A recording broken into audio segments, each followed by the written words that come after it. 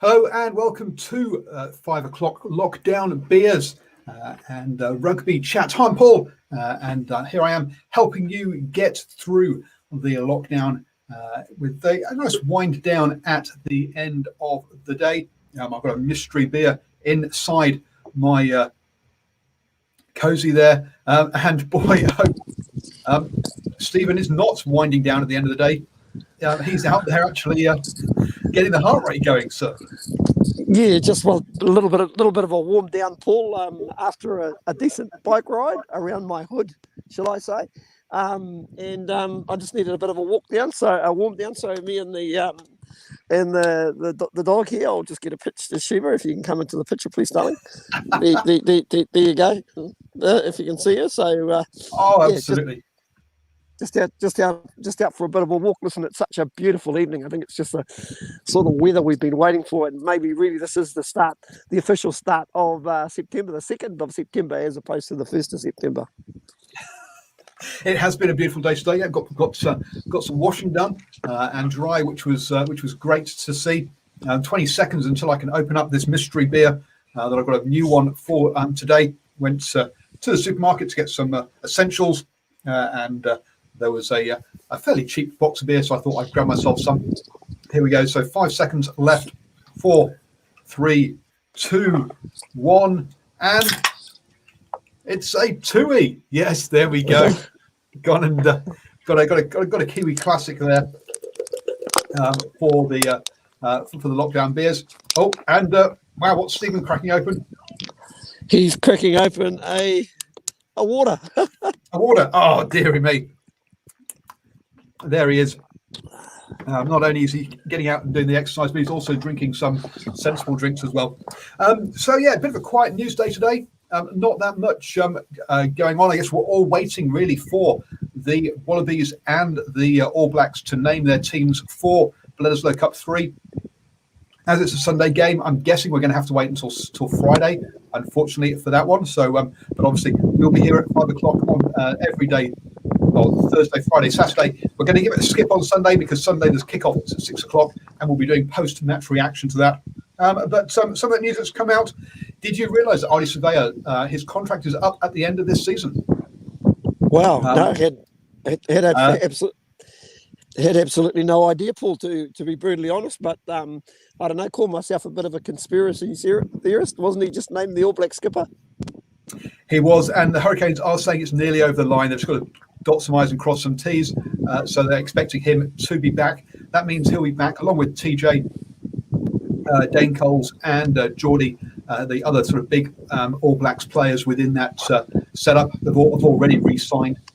So we're expecting him to do that one. So not expecting yes, and so no bad rumours on that one.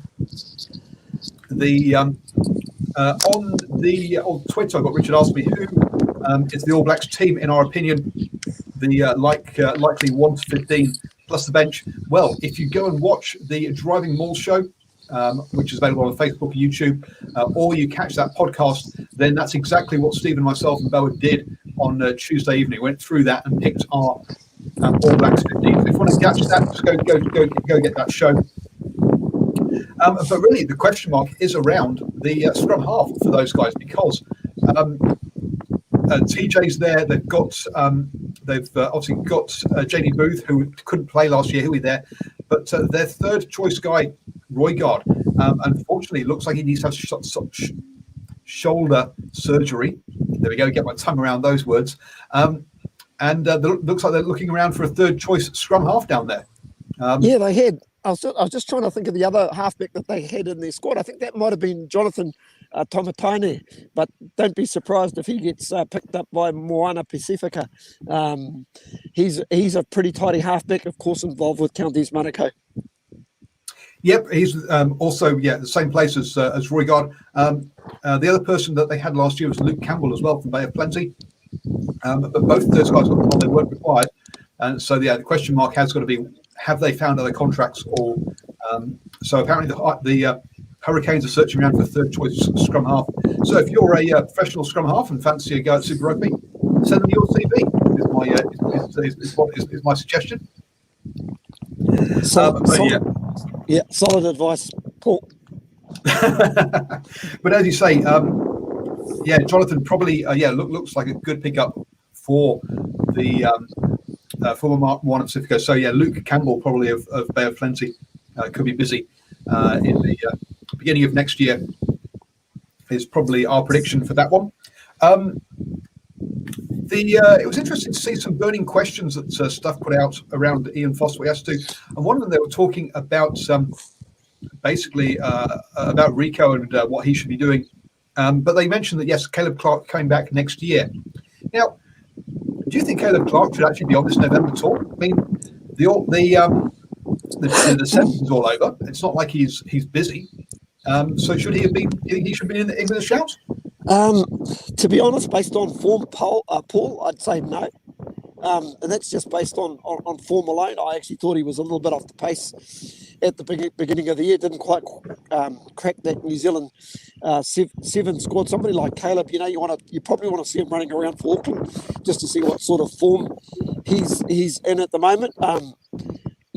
For me, I look at that All Black, those outside backs, and I just think at the moment they need a little bit of a point of difference. Some guy. Listen, I've got a bit of time for, and I know there's question marks over his work rate, is Salesi Rayasi, but I do believe he actually brings something completely different to the table. Yeah, I mean, there's a few options there. Obviously, Lester Fanganuku is another player that didn't make the grade, but Caleb Clark had some great All Black performances last year. Obviously, it's gone off the boil this year. I guess perhaps being distracted by the sevens might not have helped. And Rayasi's had once he did get some opportunities for the Hurricanes, I thought he looked really good. Probably not his best game in his most previous game against Tasman, but what I do like about him, he's very, very safe under the high ball, and he's so tall and strong. He's able to offload on the outside, and just his strength, he can hold 2 or 3 players up, and I really do think he brings a little bit of a point of difference to that All Black back line, or the outside backs, beg your pardon. Yeah, he could do. It's very, very true. We'll have to wait. So wait and see if there is an injury in that back group, who gets a call up. You say a number of good options there for the All Blacks. Another point they're kind of making here is that one of them is talking about 2023. How important is the Rugby World Cup? Is that everything that Ian Foster should be focusing on, or do results between now and then really matter? The New Zealand public, Paul, there's always plenty of expectation when it comes to, to RWC. I think they probably came up short in that last World Cup. It would have been nice to have got a 3-peat, and I think the public thought we won it 2 years in a row, but as you know, they can be pretty fickle as well. I think France is going to be a really, really tough Rugby World Cup to win. I think there's a couple of sides where they have a lot of depth. South Africa is showing they've got a lot of depth. I think England will be strong. England, I think all the Six Nations teams, bar Italy, I think will probably fancy their chances in 2023. But also, of course, the home team themselves, France, who showed by their tour to Australia, whilst they lost that series, they've put together a lot of depth. Yeah, and I think it means a lot to the New Zealand. I think it's important that the New Zealand rugby gets this right. There's a lot of talk.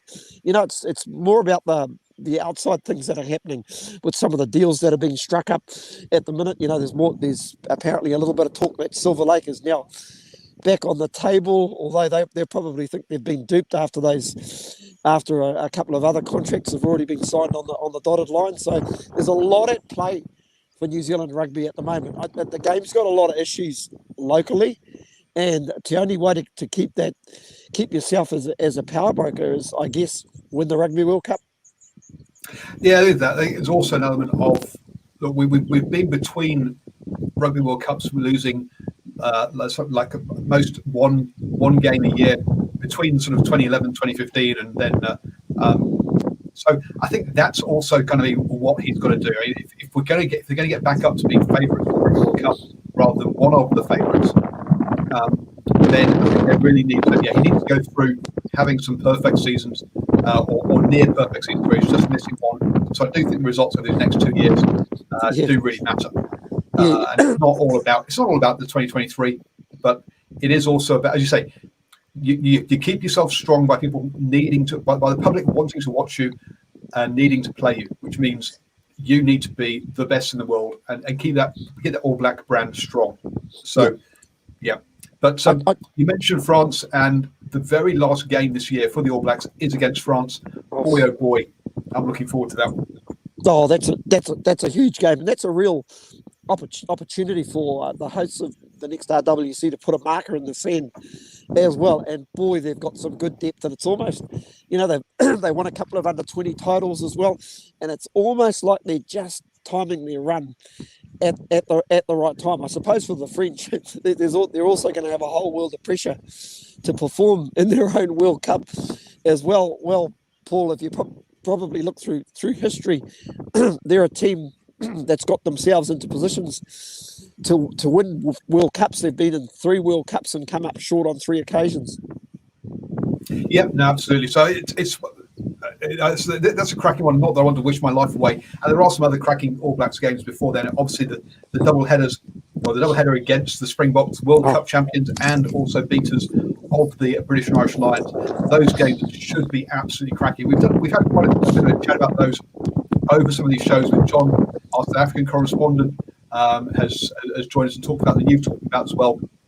So really, this international series is looking is really looking good.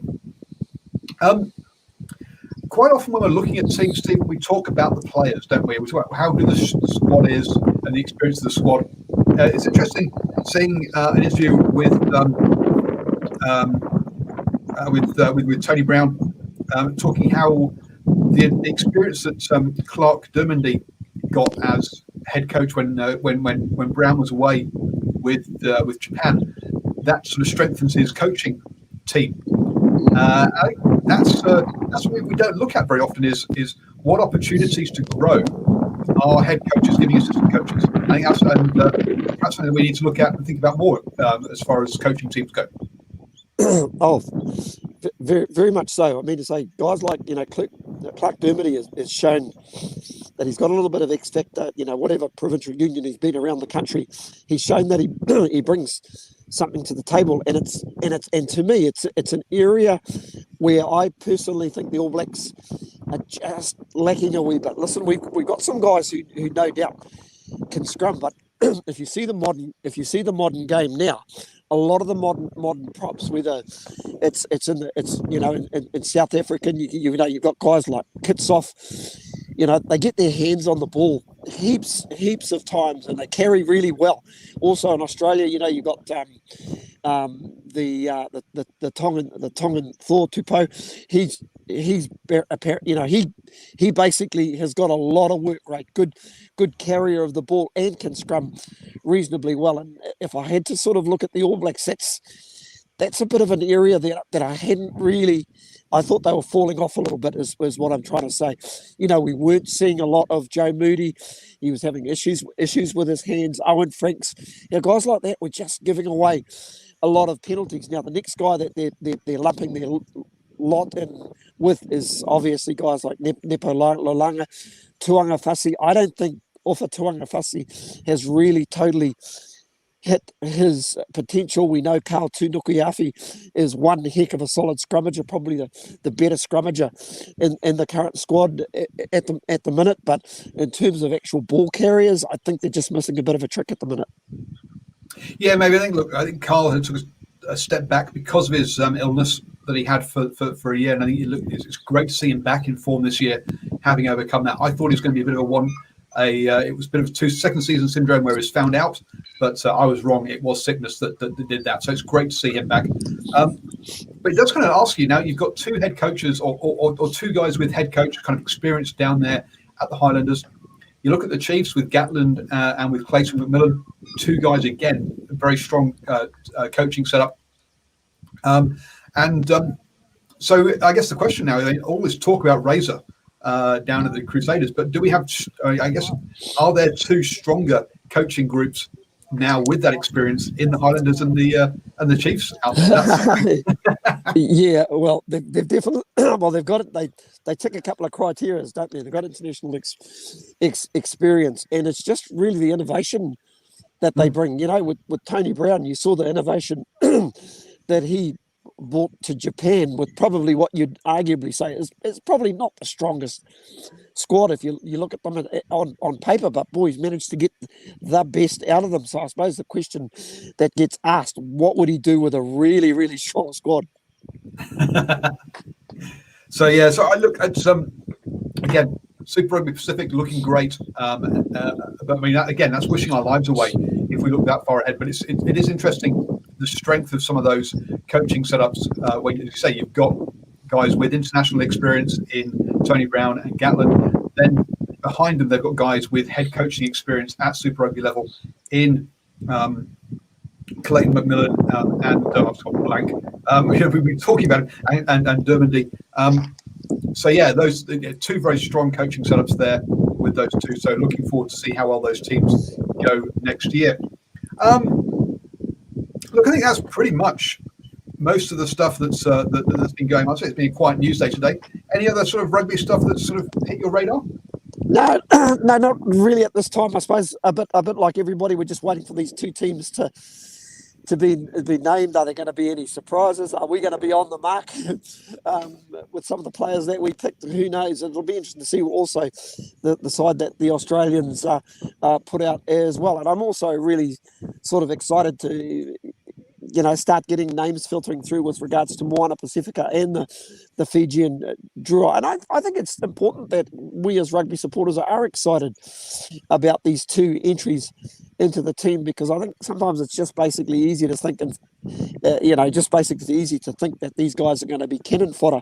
But, we want them more importantly to be strong, and more importantly, build a base that Pacific Island players can have an option to turn to, as opposed to being stuck in a New Zealand system and stuck in a pecking order.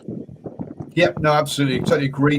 Nocturnal Rights asks us, does Big Carl start if Tupu starts? Look, I guess one of the things here is that, look, they don't know who each side's going to select, so you can't make your decisions on that. You've got to pick the players you want to play and go from there. So, yeah, and again, it's not about individual players. It's about the combination amongst that tight eight.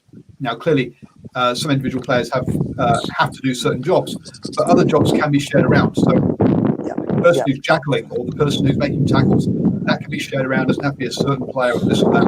So I like the way Carl Tunukiafi gets used off the bench with 25 minutes to go, because he's probably just pretty much told to go out there, hey, be your destructive best at scrum time in anything else that you're basically doing, whether you get carry or whether you get to make tackles. That's what we want you to do. But something I was really impressed from that second test, I think it was at Eden Park against Australia, he got across and just made a covering tackle. He never quite got to the player, but I just liked the intent that he was there. He was basically corner flagging, and it's good to see, and it's a work ethic that does not come naturally. Yeah, no, absolutely. It's look, Nocturnal Rights goes they hunt each other on the field, spy versus spy. Funny that one. Look, one of the things about Carl is that, look, he came back to rugby because he was putting on too much weight, and somebody puts on weight suggests he doesn't have a work ethic, but look, he's shown that he does have that and can do it. So yeah, no, very great for him to do so on that one. I think we'll wrap things up there in a shorter one today, folks.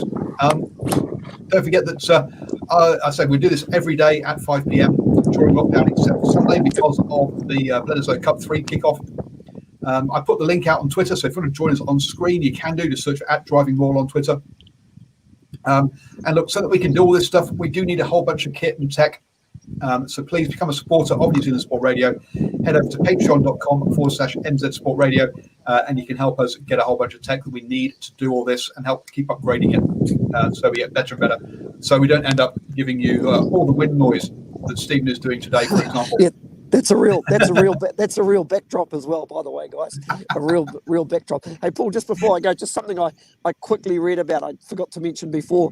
Listen, great to see Vaea Fifita settling in at Wasps. I was reading an article where Jimmy Gopeth, who's good grief, he's 38, I think this year, running around for another season.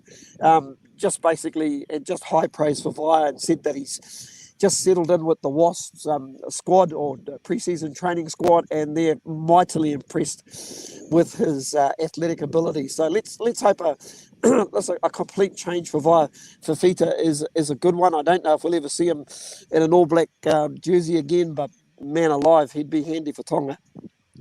Oh, he would, yes, but that would involve him turning out for some sevens in between. But you got to say that, look, a player that I think when he burst onto the All Black scene, some of those tries he scored out wide with his athleticism was fantastic. And yeah, it's a shame he didn't actually manage to progress from that onwards. But wonderful player, a player who we don't hear from much. English very much his second language, so I don't think he's very comfortable in interviews. But he did an interview with Ardie podcast interview with him, and that was fantastic to listen to and understand what his to hear actually him talk about his life and his rugby. So wonderful. We wish him all the best over there in Wasps.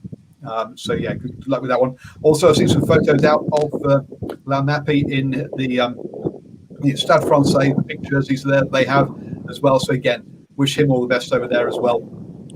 Two players that the Hurricanes have lost for next season will leave big holes in their squad that they'll need to need to fill up. So two players who've added a lot to that Hurricanes team. Thank you very much, Stephen. Enjoy your walk home, your cool down after your lengthy bike ride. Good to see you staying fit, whereas I just slob around the house and drink my beer. Two different approaches to lockdown. I was going to say, it's only because it's probably the best day we've had in Auckland for a few weeks, and there is still a little bit of a southerly, but it's not as blowy as it normally is. So it was a great afternoon to get out. No, absolutely. I'm just going to go light my fire and make sure I have a nice warm house for the evening. And catch you all. I say we'll be back tomorrow at 5 p.m. helping you get through lockdown. Thank you, everybody.